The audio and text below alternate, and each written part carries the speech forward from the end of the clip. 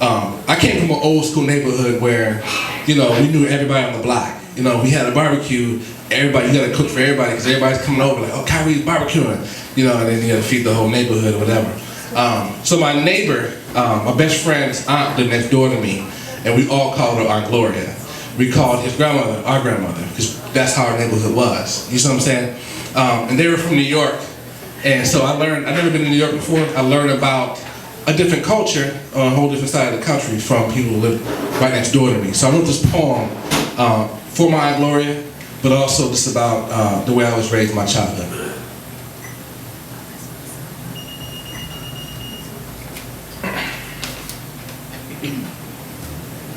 Back in the day when I was young, on a small Sacramento street in our neighborhood in your garage, we had a New York summer. Radio filled with fresh D-size batteries and 501 Levi jeans creased up in a tank top, and me and my play cousin would sit in your garage in the recliner that Miss Lena usually sat in when we weren't there. Yeah, remember? It was me, David, and sometimes Aaron would come. And we used our nicknames. I was Doc, Aaron was Awful A, and David was Kilo D. We found out later why he called himself Kilo D.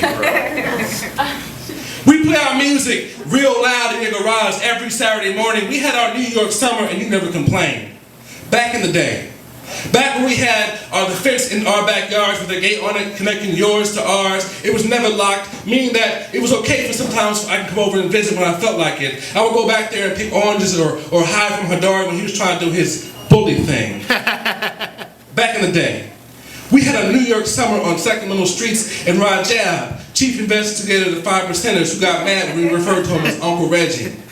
One time we screwed the fire hydrant for us to play in, but the only problem was that we was from California. We had no idea what to do. But we still had our New York summer. When Rashard came from New York to visit, we did not know what he meant when he said he'd be back in an hour. I said, what? I'll be back in an hour. Hour what? Hour. And we never knew what he meant when he called us son because he was younger than us, but we said okay anyway. And chill out in your garage playing our music real loud and the recliner that Miss Lena used to sit in when we weren't there, drinking Kool-Aid and whistling at the girls walking by. And you would come out every now and then and make sure that everything was okay. Not once complaining about the noise back in the day when the word neighborhood meant together. When it was a rare occurrence that we didn't know someone on our block, or better yet, within 10 blocks, do you know that I don't even know my neighbors' names right now? Right. Back in the day, we got to choose who our family was based on actions. So you and Miss Marilyn became my aunties, Miss Lena became my older grandmother, Rajab, my uncle, David, Bashar, Kiana, Kendu, Tasha, Kim, and Saida, my cousins. And we used to have our New York summers right there on that Sacramento street. And even though watching King of New York at your house one time is the closest I've ever been to getting to New York, I remember your descriptions of how you used to love your lawn so much because New York don't have no trees and no grass, you say. And everyone there is in a hurry, but us, we just kicking in your garage, listening to Rock Kim on our ghetto blasters until the streetlights came on. It was time for us to go. We discovered hip-hop in your garage, learned how to break dance in your garage, watched Tasha Weaver stock up Aaron in your garage. Yeah, I remember Rajab and his 42. Okay, Rajab used to make this sun tea, right? It was hella good. But he used like 42 bags of tea and a whole thing of sugar. And there's a whole, like 5 pounds of sugar. And just like left it out there. That was not good for us at all. For real. And like Saida, one time we was wrestling and like we put a hole in her wall. And I was talking to her about that because she hustled us. Like now, I know now, like the little drywall is like what, $3? You know what I'm saying? We worked the whole summer.